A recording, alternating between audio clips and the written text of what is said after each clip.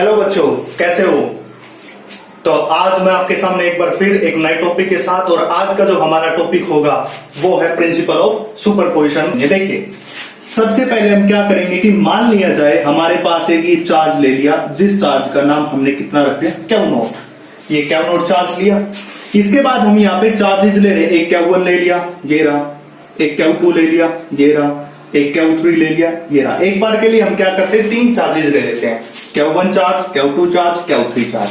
अब according to Coulomb's law बताता है कि क्यू1 और इसके बीच के जो डिस्टेंस हो जाएगी वो हो जाएगी क्यू01, 0 और 1 के बीच की डिस्टेंस। और यहाँ पे जो फोर्स लगाएगा वो फोर्स कौन सा हो जाएगा, F01। इतना फोर्स लगाएगा, मतलब ये क्यू1 चार्ज इस जीरो के ऊपर फोर्स लगाएगा, वो कितना होगा, F01। इसी प्रकार जो ये क्यू2 चार्ज है, ये भी इसके ऊपर क्या करेगा, फोर्स लगाएगा, और इस तरफ जो फोर्स होगा वो कितना हो जाएगा, F02। और यहां की डिस्टेंस कितनी हो जाएगी, F02 हो जाएगी। इसी प्रकार ये तीसरा भी इसके ऊपर फोर्स लगाएगा, इसके भी इसकी डिस्टेंस कितनी हो जाएगी, F03। और ये जो फोर्स लगाएगा वो क्या हो जाएगा, F03। अब समस्या क्या पैदा होती है कि ये क्यू नोट चार्ज था, इसके ऊपर क्यू1, क्यू2, क्यू3 तीनों चार्जेस ने यहाँ पे क्या लगा दिया, फोर्स लगा दिया। अब ये फोर्स तो लगा दिया, अब हमसे कोई पूछ ले कि इस चार्ज के ऊपर कितना फोर्स फील कर रहा है, यानी कि ये चार्ज कितना फोर्स फील कर रहा है, ये हमें पता करना। तो अगर कोई पूछे कि किसी एक चार्जेस के ऊपर ऐसे तीन चार्जेस ने फोर्स लगा दिया, तो टोटल फोर्स कितना, टोटल फोर्स हो जाएगा इन तीनों का वेक्टर सम। आप बताइएगा कि जो टोटल फोर्स इस क्यू नोट चार्ज के ऊपर होगा वो तीनों फोर्सेस का क्या हो जाएगा, वेक्टर सम हो जाएगा। क्योंकि जो देखो F03 ये कितना हो जाएगा, क्यू1 का काम कौन कर रहा है, क्यू0, क्यू2 का काम कौन कर रहा है, क्यू1, बाय में R कौन सी डिस्टेंस, 0, 1 का स्क्वायर, सॉरी ये हो जाएगा 0, 3 स्क्वायर, यहाँ पे 3 क्योंकि हमारे 0, 3 है। 0, 2 की बात करेंगे तो ये हो जाएगा K, यहाँ पे क्यू0 और क्यू2 बाय में R02 का स्क्वायर। क्यों, क्योंकि हमारे पास कुलाम्स लॉ क्या था, फोर्स इज इक्वल टू में K क्यू1 क्यू2 बाय में R का स्क्वायर। क्यू1 चार्ज का काम कौन कर रहा, क्यू0, क्यू2 चार्ज का कौन काम किया यहाँ पे, ये क्यू3, ये रहा। अगर हम इसकी बात कर रहे हैं, यहाँ पे क्यू1 चार्ज का काम कौन, क्यू0, और क्यू2 चार्ज का काम कौन करेगा, ये करेगा।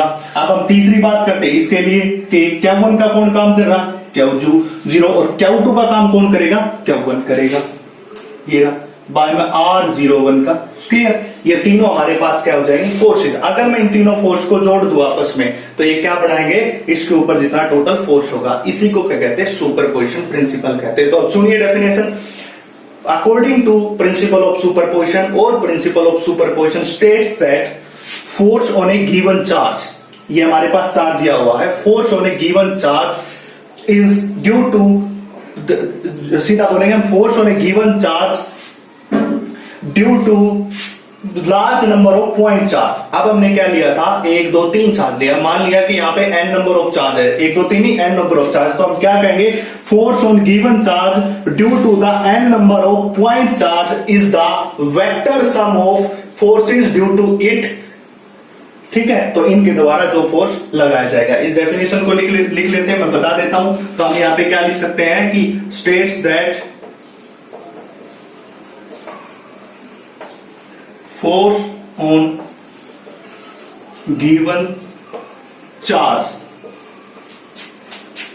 Due to large number of point charge is vector sum of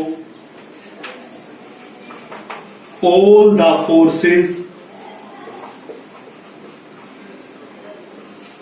due to individual point charge। यहां पे क्या बात हुई, देखो ये क्यू1 फोर्स लगाएगा, क्यू2 फोर्स लगाएगा, क्यू3 फोर्स लगाएगा, क्यू4 लगाएगा, ऐसे ऐसे करते करते क्यू1 फोर्स लगाएगा, और सारे फोर्स का सम कर दें तो हमारे ऊपर पास क्या आ जाएगा, इस चार्ज के ऊपर टोटल फोर्स आ जाएगा। तो इसको हम क्या कहते हैं, state that force on given charge, इस चार्ज के ऊपर due to large number of point charge, यहाँ पे n number of point charge है, is vector sum of all the forces due to individual point charge. तो इसको हम क्या कहते हैं, प्रिंसिपल ऑफ सुपरपोजिशन कहते हैं। अगर हम टोटल फोर्स निकाले किसके ऊपर, जीरो चार्ज के ऊपर, तो क्या हो जाएगा F01 प्लस में F02 प्लस में F03, तीन चार्जेस के कारण ले रहे हैं। यहां पे हम रखेंगे F01 की वैल्यू, वहां से उठाओ और रखो Q0 Q1 बाय में R01 का स्क्वायर प्लस में K Q0 Q2 बाय में R02 का स्क्वायर प्लस में K Q0 Q3 बाय में R03 का स्क्वायर। अब देखो यहाँ पे K तीनों में कांस्टेंट, Q0 तीनों में कांस्टेंट, बाहर लिख लेते हैं, समेशन लगाते हैं। अगर यही बात हम क्या कर रहे हैं, इस चीज को एक बड़े सिस्टम के ऊपर लेके जा रहे हैं। अब हमने केवल तीन फोर्स लिया, इफ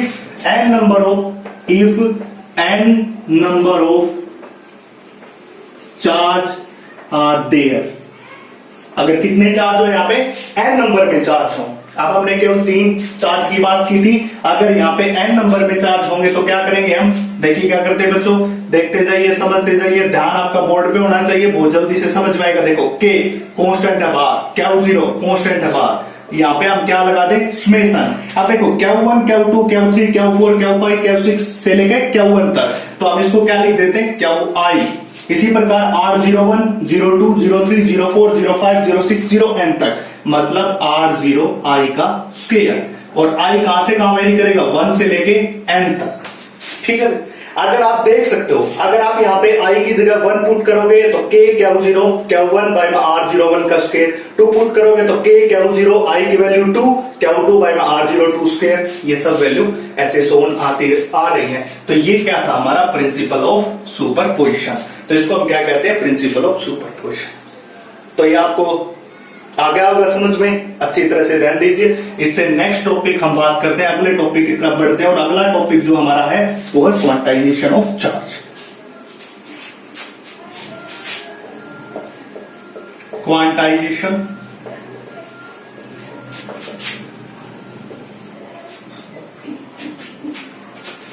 तो अगला टॉपिक है क्वांटाइजेशन ऑफ चार्ज। अब हम बात करेंगे क्वांटाइजेशन ऑफ चार्ज। देखो सबसे पहले क्या था, एक मूलिकन नाम का साइंटिस्ट था, इसने क्या किया था, ऑयल ड्रॉप एक्सपेरिमेंट। इसने ऑयल ड्रॉप एक्सपेरिमेंट किया था। क्या बात थी कि हमें सबसे पहले क्या करना था कि हमें चार्ज के बारे में पता करना था, भाई चार्ज किसी बॉडी के ऊपर कितना होता। तो बहुत से साइंटिस्ट ने काम किया बट सफल नहीं हो पाए। उसके बाद हमारे जो मूलिकन नाम, सर मूलिकन ने क्या किया था, ऑयल ड्रॉप एक्सपेरिमेंट किया था। इन्होंने क्या किया था, इन्होंने बताया था कि अगर मैं किसी चैम्बर में, कोई भी एक चैम्बर है, उसके अंदर अगर ऑयल्स की ड्रॉपलेट्स भर देता हूं तो उस प्रत्येक ड्रॉपलेट्स के ऊपर जो चार्ज होता है वो integral multiple of electronic charge होता है। इसका मतलब क्या होता है कि अगर किसी बॉडी के ऊपर चार्ज क्या हुआ, ये किसके बराबर होगा, प्लस माइनस n इंटू ई, यानी कि ये है इंटीजर जिसमें n की वैल्यू 1 2 3 4 5 कुछ भी हो सकती है, मल्टीपल ऑफ, और ये क्या होता है, इलेक्ट्रॉनिक चार्ज, इलेक्ट्रॉनिक चार्ज, और ये क्या होता है, इंटीग्रल। तो क्या बताया था, क्वांटाइजेशन ऑफ चार्ज क्या बताती है, क्वांटाइजेशन ऑफ चार्ज ये बताती है अगर किसी बॉडी के ऊपर चार्ज देखना तो वो किसके बराबर होता है, integral multiple of electronic charge. तो हम क्या करेंगे, यहां पे डेफिनेशन लिख देते हैं, according to quantisation of charge, the charge on any body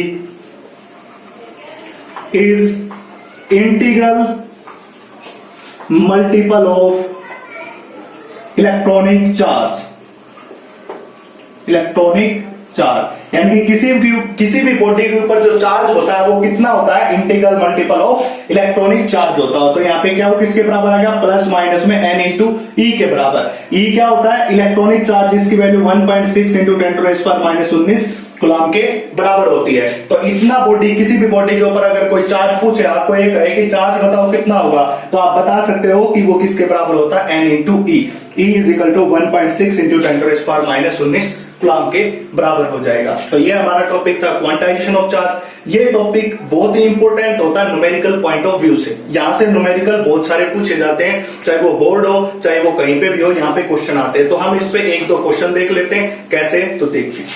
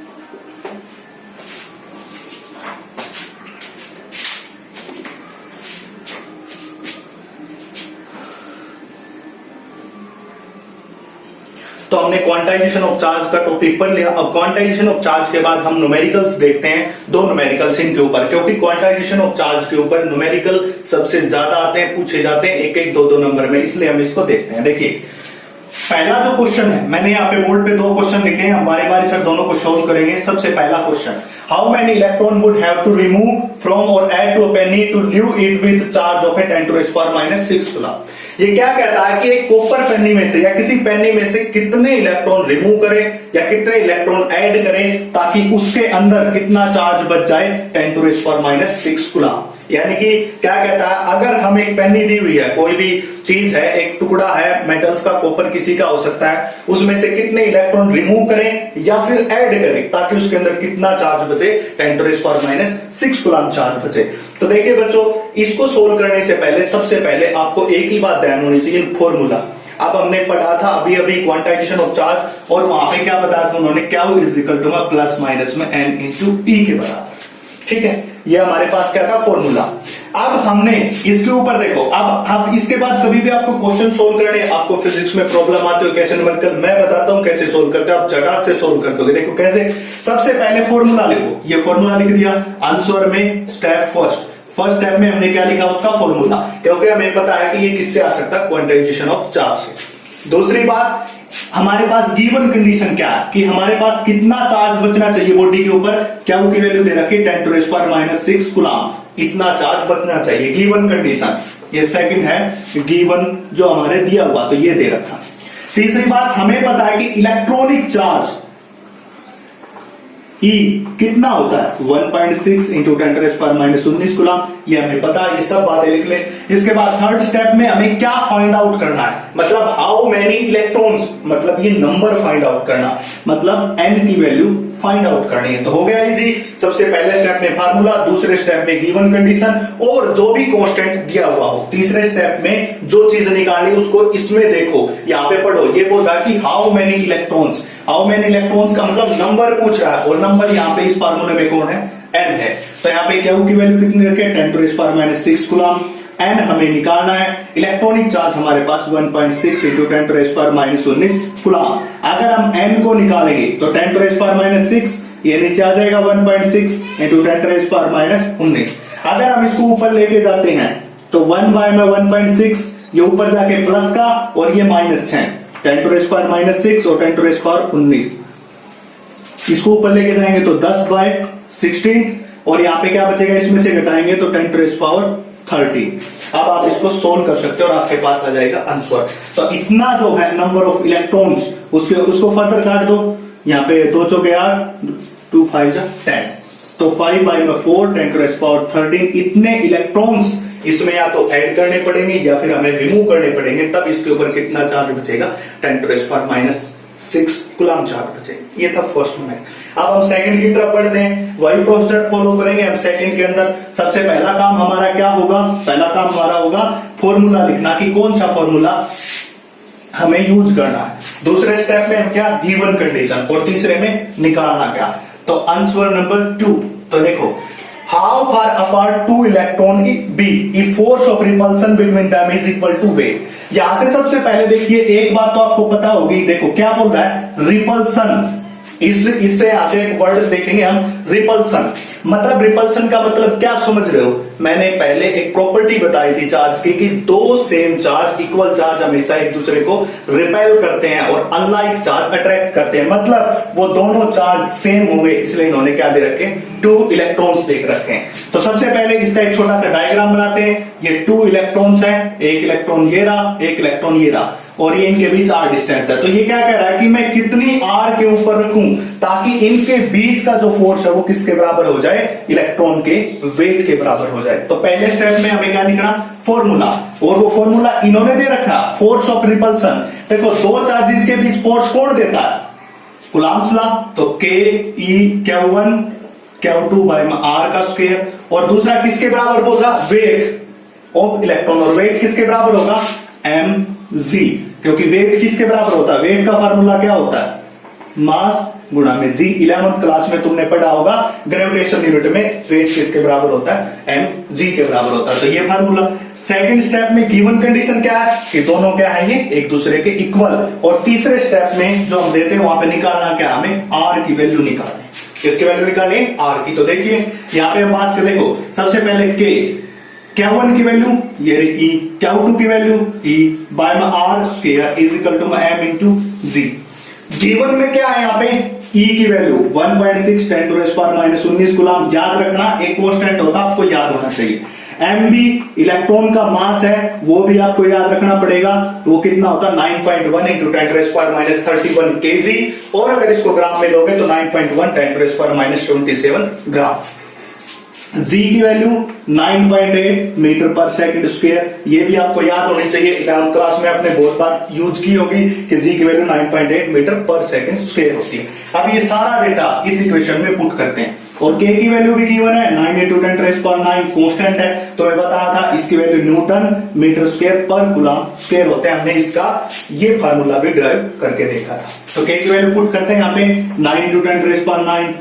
इसके बाद पहले चार्ज ई की वैल्यू 1.6 10⁻⁻19, दूसरे चार्ज 1.6 10⁻⁻19 बाय में आर स्क्वायर हमें निकालना है इज इक्वल टू में किसके बराबर, वेट 9.1 10⁻31 kg गुणा में कितना 9.8, ये हो जाएगा। अब देखो पावर को, ये आर स्क्वायर इस तरह, ये नीचे आ जाएगा। देखिए इसके बाद हमें क्या करना है, ये नीचे आ जाएगा और आर स्क्वायर निकालना है ये ऊपर। तो R square is equal to में ये लिखेंगे 9 इंटू 10⁻9 मल्टीप्लाइड बाय में 16 और 16 1.6 गुणा में 1.6 और 19 और 19 कितना होता है 10⁻⁻38 बटे में कितना हो जाएगा 9.1 इंटू 10⁻⁻31 और इसके साथ 9.8, ये हो जाएगा। अब हमें निकालना है आर के स्क्वायर को। कैसे निकालेंगे, देखो ये 31 ऊपर जाएगा प्लस का, और एक प्लस का 9 था, कितना हो जाएगा 40, और यहाँ पे माइनस का कितना 38। तो 40 में से 38 गया तो कितना बचा 10⁻²। यहाँ पे कितना देखो 9 और बाय में 9.1 1.6 गुणा में 1.6 बाय में 9.8। आप इसको सोल्व करोगे तो इसकी वैल्यू अप्रोक्सीमेटली किसके बराबर आ जाएगी, 5 के बराबर आ जाएगी, 5 के बराबर आ जाएगी। तो कितने मीटर दो चार्ज जो हमने लिए थे वो प्लेस होने चाहिए, 5 मीटर दूरी के ऊपर होने चाहिए। तो बच्चों आज की वीडियो में बस इतना ही, और मेरे चैनल को ज्यादा से ज्यादा सब्सक्राइब और शेयर करें। आपको इसी चैनल के ऊपर केमिस्ट्री की वीडियो भी मिल जाएंगी, लेक्चर्स भी मिल जाएंगी, वो भी आप देख सकते हो। और आप ज्यादा से ज्यादा शेयर और सब्सक्राइब कीजिए। Thank you.